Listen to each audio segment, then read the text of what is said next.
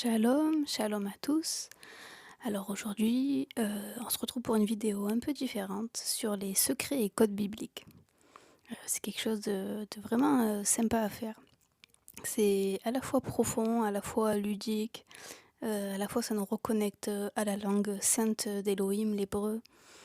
Et ça nous permet de nous rendre compte que chaque détail dans la Bible a été prévu par l'Éternel. Et vraiment chaque lettre qui se trouve dans la parole de Dieu, on se rend compte que ça a été prévu bien avant la création du monde. Et c'est assez merveilleux de se rendre compte de ça. Et donc de temps en temps, je ferai des vidéos qui présenteront voilà, quelques codes, quelques secrets, quelques compréhensions de, de certaines choses dans la parole de Dieu.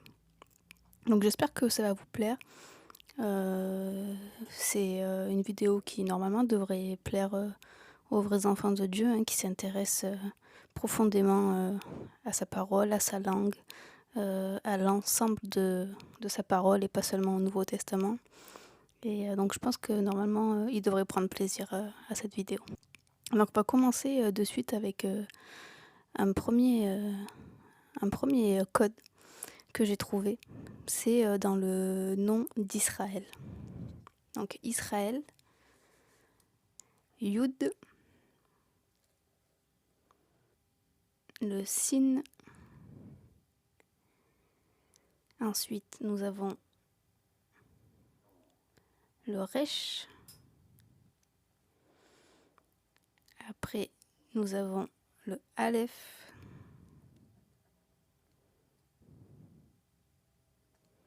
Et après, nous avons le Lamed.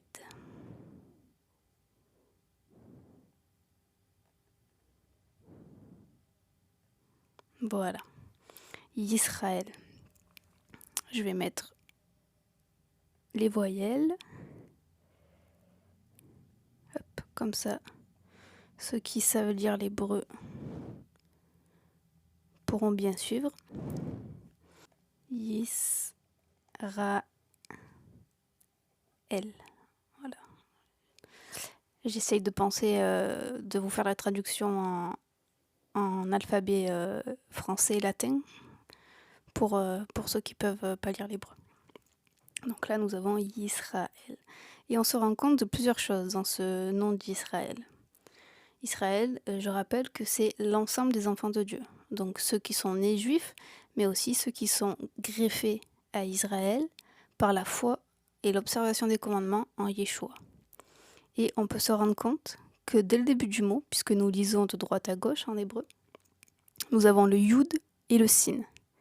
Le Yud et le Sin, qui sont les deux premières lettres de Yeshua.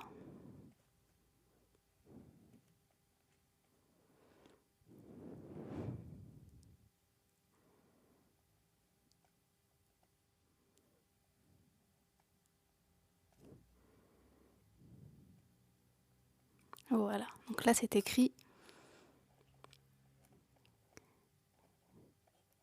Yeshua.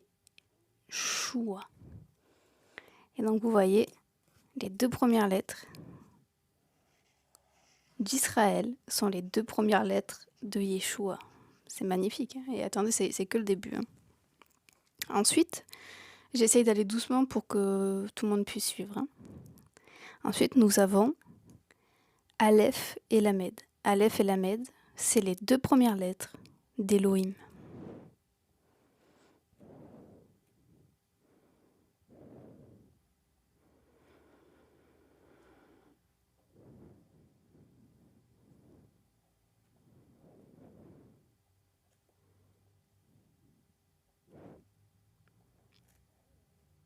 Voilà. Elohim. Et donc là, vous voyez,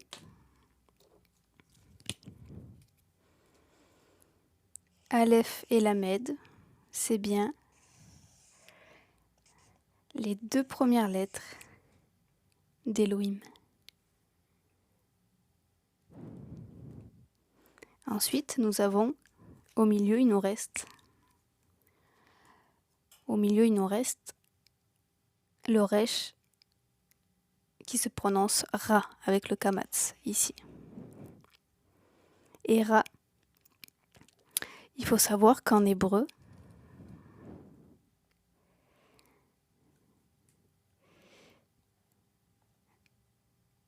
Ra écrit comme ça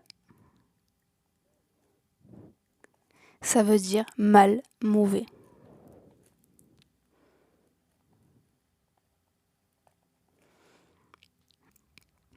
Et donc on se rend compte de quoi?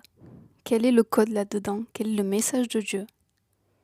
C'est que si l'homme se détache d'Élohim, de son Dieu, ou se détache de Yeshua, son sauveur, il devient Ra, il devient mauvais. Et donc pour pouvoir être un homme accompli, un homme bien au regard de Dieu, il faut avoir Elohim et Yeshua dans sa vie. Israël, c'est l'alliance entre Dieu, Elohim, et son fils, le Messie, Yeshua, qui sont la même personne, évidemment. Et dans Genèse 1.1, on retrouve en hébreu Bereshit bara Elohim Aleph Tav. Donc dès le premier verset, nous avons Elohim et Aleph Tav, qui est Yeshua, qui compose le nom d'Israël. Donc vous pouvez aller voir dans Genèse 1.1, Bereshit 1.1 en hébreu, nous avons Elohim.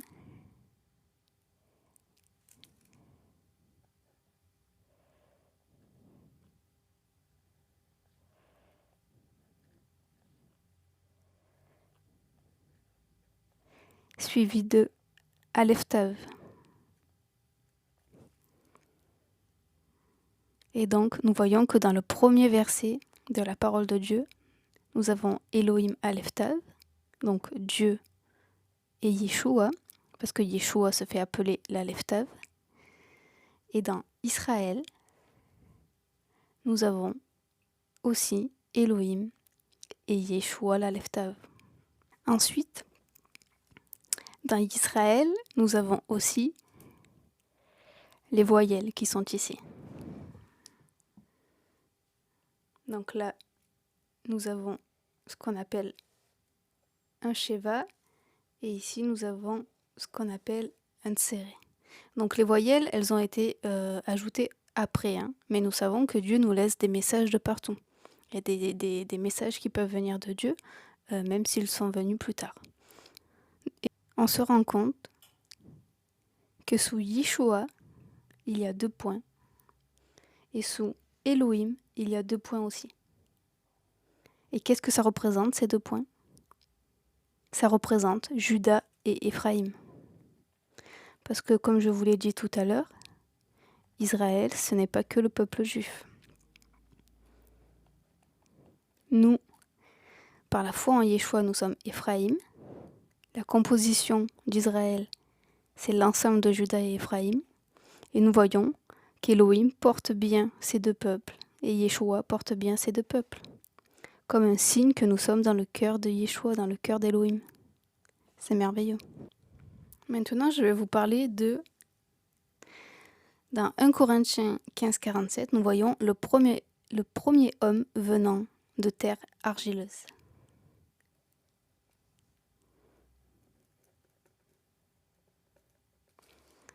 Donc le premier homme venant de terre argileuse.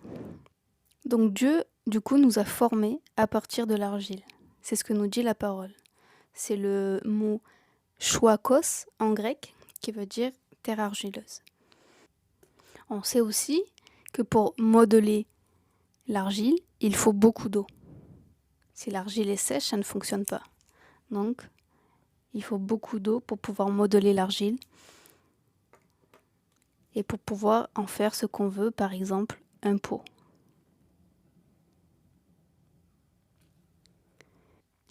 Et nous savons aussi que Yeshua s'est présenté comme la source de vie.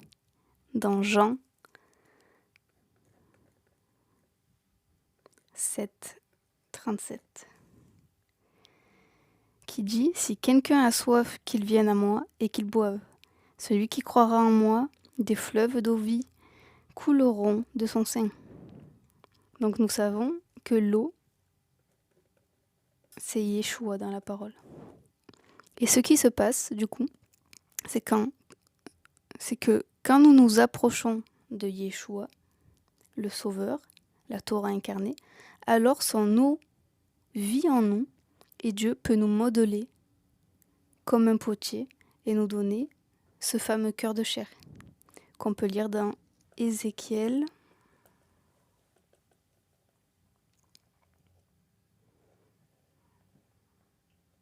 36, 25, qui dit « J'ôterai de votre chair le cœur de pierre et je vous donnerai un cœur de chair. » Ainsi, avec la source de vie en nous, nous serons ramenés au jardin d'Éden, la vie éternelle.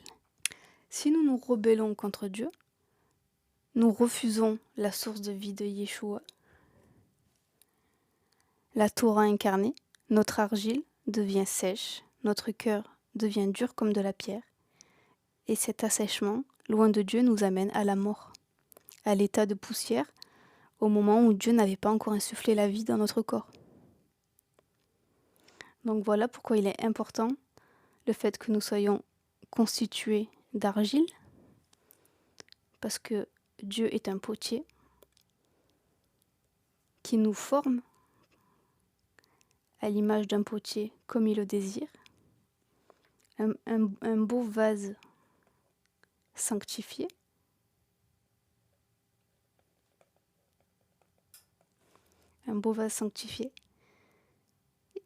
Et comment il fait cela? Avec Yeshua, qui est la source de vie, qui est la Torah incarnée. Mais si nous refusons Yeshua et la Torah, alors, malheureusement, nous devenons une terre sèche, nous nous éloignons de Dieu, nous nous brisons, et malheureusement, nous ne pourrons pas avoir la vie éternelle en Yeshua, mais nous allons, malheureusement, à la mort. Voilà pourquoi il est important de savoir qu'on vient de l'argile, parce que Dieu a pensé à toute une image derrière cela. Voyons maintenant un autre secret de la Bible. Donc l'alphabet hébreu a évolué au cours de l'histoire. Aujourd'hui, le nom de Dieu s'écrit Yud et Vav He. Vous l'avez sûrement déjà vu écrit quelque part. Sauf qu'en hébreu antique, voilà comment Yahweh s'écrit.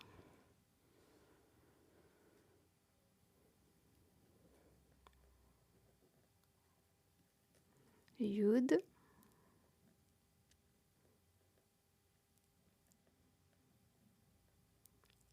He, Vav, He. Voilà à la base comment s'écrivait le nom de notre Elohim, Yahweh. Et c'est très intéressant parce qu'on se rend compte ici que le Yud, donc cette lettre-là,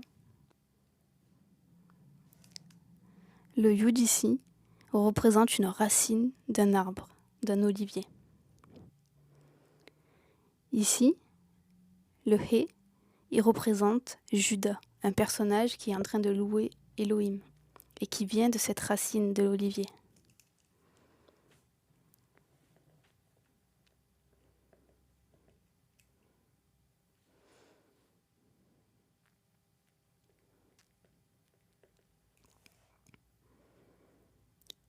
Ici, le Vav, qui se dit en fait Waouh, de manière antique, représente la continuité d'un arbre et des branches greffées.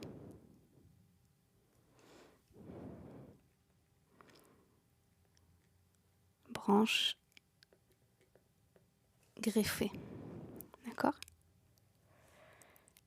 Puis, nous avons de nouveau le He, qui ici représente Éphraïm, en train de louer Elohim lui aussi.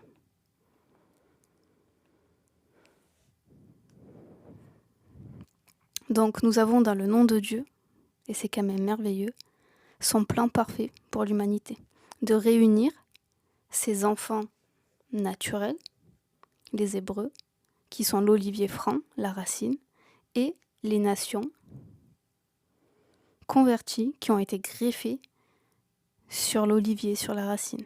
Et si on le dessine autrement,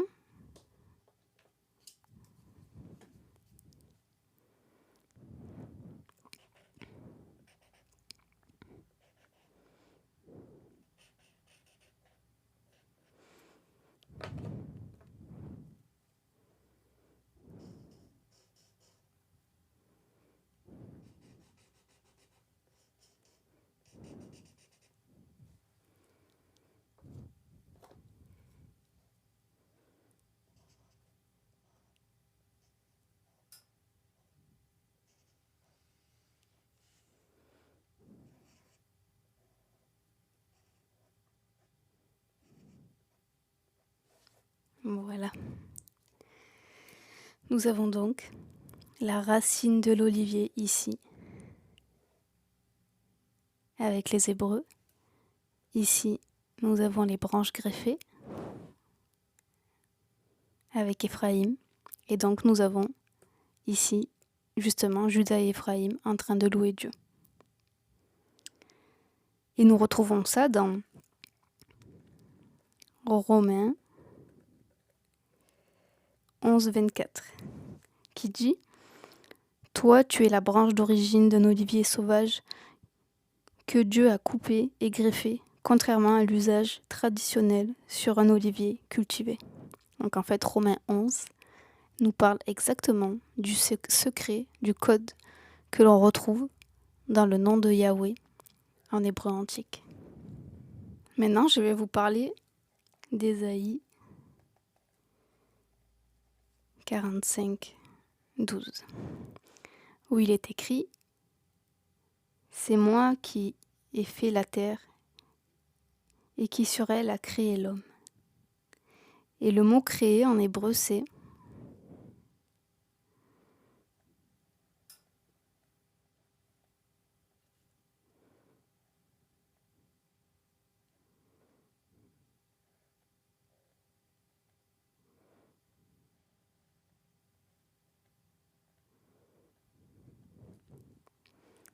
barati. Barati. Donc ici, dans Ésaïe 45, 12, lorsque c'est écrit « C'est moi qui ai fait la terre et qui sur elle ai créé l'homme », donc ici, créer, c'est barati, barati. Et maintenant, on va calculer la valeur numérique de ce mot. Nous avons donc le yud qui est 10, le tav qui est 400, le aleph 1, le resh 200 et le bet 2. Donc la valeur numérique de Barachi dans Isaïe 45, 12 est 613. Est-ce que ça vous rappelle quelque chose, 613 ? Les 613 commandements de la Torah.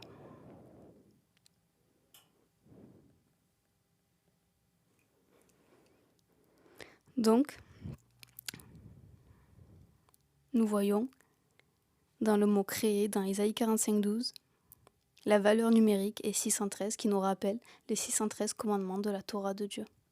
Et le rabbi Yosef Yitzhak Schneerson nous rapporte justement que Dieu fit la terre et créa l'homme pour qu'il accomplisse les 613 commandements.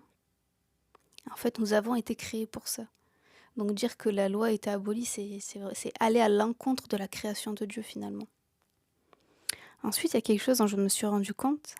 Et nous voyons que dans Barachi, il y a quoi ? Il y a le Aleph et le Tav, qui représentent Yeshua et la parole de Dieu.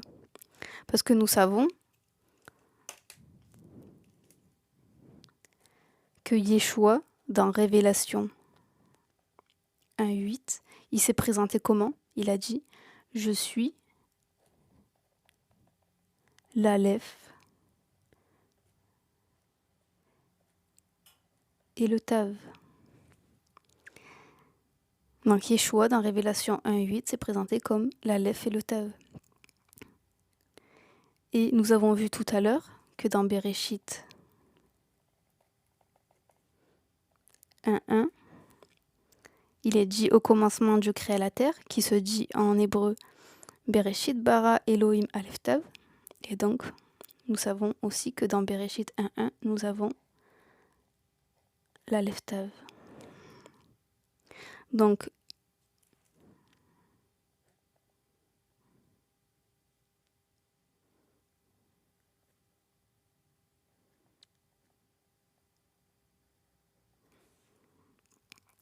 nous savons dans Bereshit 1.1 qu'il est écrit Elohim Aleph Tav.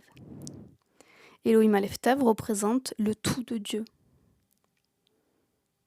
Et l'Aleph Tav, Yeshua, sa parole incarnée, sa Torah, s'est détaché quand l'homme a péché pour le salut de l'humanité. Donc l'Aleph Tav s'est détaché à ce moment-là pour venir sauver le monde. On peut voir ça dans Jean 1.1 et Jean 1.14. On peut lire « Au commencement était le Verbe », donc le Verbe qui est ici. Le Verbe était en Dieu, donc nous voyons, le Verbe était en Dieu, et le Verbe était Dieu. Et dans Jean 1.14, nous voyons « Et la parole a été faite chair ». Donc vous voyez, dans ce code biblique où nous voyons que le mot « créer » représente les 613 commandements, il y a aussi Yeshua. Pourquoi Yeshua est là? Parce qu'il est la Torah incarnée. Donc vous voyez, tout se rejoint. Maintenant, nous allons faire le mot Yeshua. Yeshua en hébreu antique. Donc là, Yeshua s'écrit comme ça.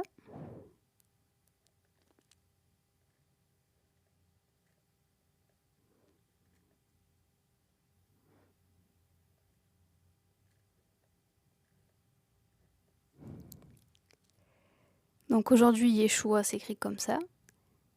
Mais en hébreu antique, voilà comment s'écrit Yeshua.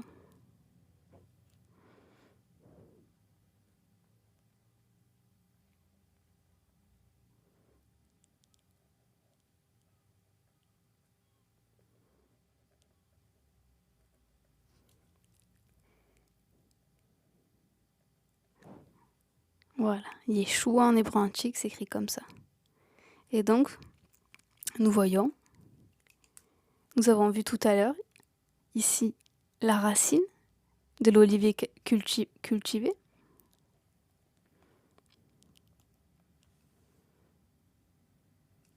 Donc, Judas.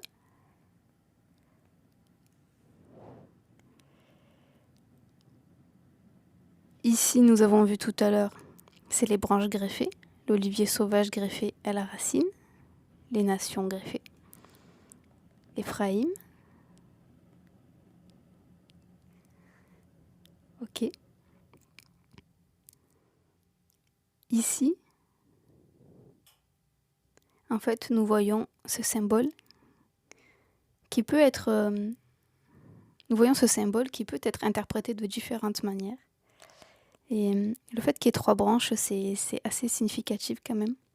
Ça peut représenter la clé du salut, qui est la foi en Yeshua, l'observation de la Torah, et donc la soumission au Père. Il s'agit en fait, ici, de Dieu,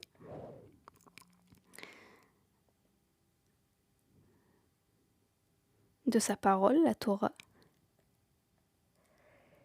et de Yeshua.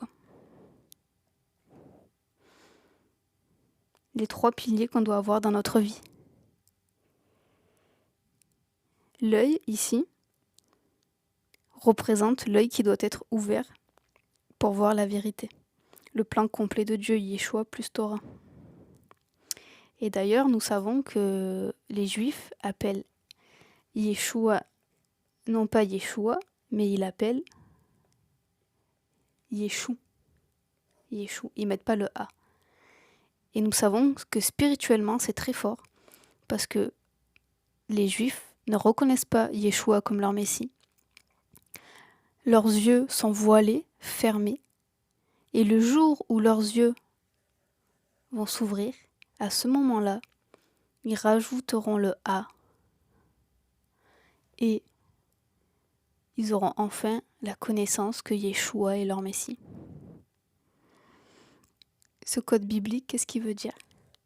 Il veut dire que les Hébreux et les nations doivent ouvrir les yeux sur la vérité complète de Dieu, qui est notre Père, qui a donné sa loi et qui a envoyé son Fils pour être sacrifié pour nous. Amen. Voilà, on va voir un 7e code biblique et un dernier, parce que c'est assez long, hein. Je ne vais pas tous les faire aujourd'hui, et puis j'en découvre tous les jours, donc je vous ferai les mises à jour petit à petit. Maintenant, nous allons voir le mot Torah.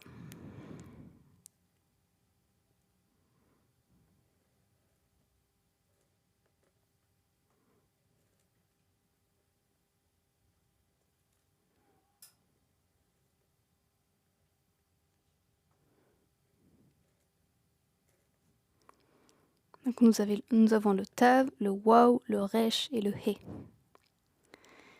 La première chose que l'on peut voir, c'est qu'au milieu du mot Torah, nous avons 2 lettres qui forment le son Or. Et Or, ça veut dire quelque chose en hébreu, ça veut dire quelque chose d'important.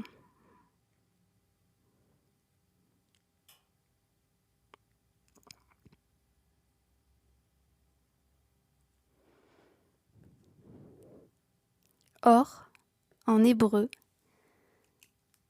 donc écrit comme cela, mais en rajoutant le Aleph, qui peut nous faire penser d'ailleurs à Elohim, c'est marrant. Ça veut dire lumière. Donc au milieu du mot Torah, nous avons en fait le mot lumière. Et c'est normal, pourquoi? Puisque la Torah, nous dit l'Écriture, c'est la lumière du monde. Et nous voyons ça dans Ésaïe 51, 4, qui dit « Mon peuple, sois attentif, ma nation, prête-moi l'oreille, car la Torah sortira de moi, et j'établirai ma Torah pour être la lumière des peuples. » Et donc, nous voyons, une fois de plus, l'Écriture hébraïque et la parole de Dieu se complètent. Donc si Dieu dit que la Torah, c'est sa lumière, alors nous pouvons aussi en conclure qu'il a créé le monde grâce à la lumière de la Torah. Pourquoi? Parce que nous voyons dans Genèse 1.1, 1.3, nous voyons dans Genèse 1.3, et Dieu dit que la lumière soit, et la lumière fut. Dieu vit que la lumière était bonne, Dieu sépara la lumière de la ténèbre. Et donc nous savons que quand Dieu a créé le monde, il a créé la Torah. Et si la Torah est la lumière, qu'est-ce qui est la ténèbre? La ténèbre, nous retrouvons ça dans Romains 7.25, qui dit « Ainsi donc, par mon intelligence, je suis esclave de la loi de Dieu, mais par ma nature propre, je suis esclave du péché. » Donc, nous savons que le péché, les ténèbres, c'est être sans la loi de Dieu, non soumis à la loi de Dieu, mais à sa nature propre, au péché. Donc les ténèbres, c'est être séparé de la lumière de Dieu, sa Torah, et marcher dans le péché sans la loi.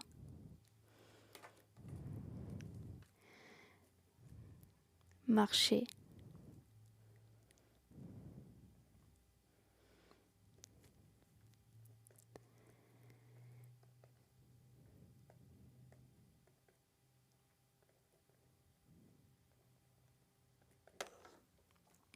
Donc marcher sans la Torah, c'est marcher dans la ténèbre.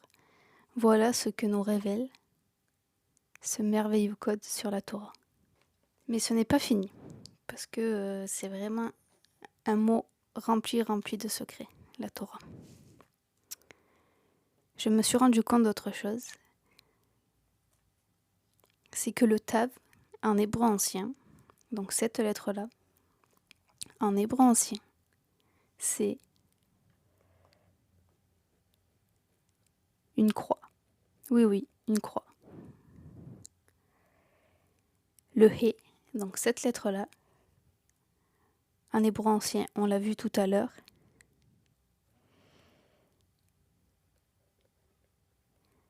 c'est un homme qui loue Dieu. Et nous avons vu donc le milieu de la Torah, le Waou et le Resh, représentent la lumière. Or, c'est égal à la lumière.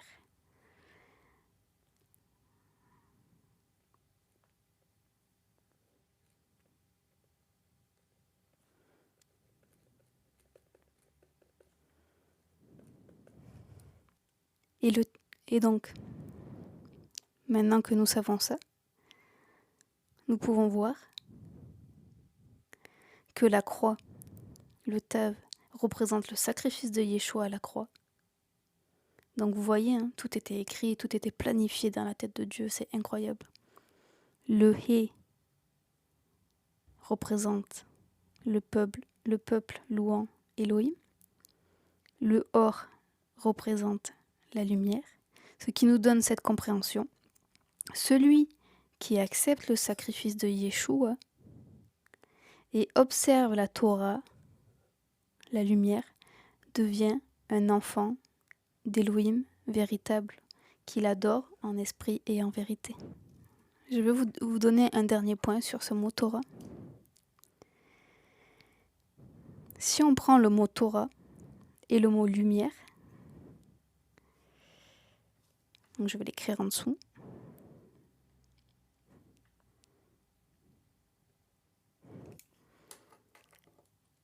Si on prend le mot Torah et le mot lumière, nous voyons que les deux premières lettres forment Aleph Tav. Et oui, encore, Yeshua n'est jamais loin, hein. Il est toujours là. Yeshua qui dit, je le rappelle, je suis l'Aleph Tav. Et nous savons en plus, ce n'est pas pour rien qu'on peut voir que en écrivant la Torah et la lumière, nous voyons l'Aleph Tav, parce que nous savons que Yeshua, il est la lumière du monde. C'est écrit dans Jean 8, 12. Yeshua dit, je suis la lumière du monde. Et nous pouvons voir dans Jean 1, 14, nous avons vu tout à l'heure, que Yeshua est la Torah incarnée, et la parole faite chair.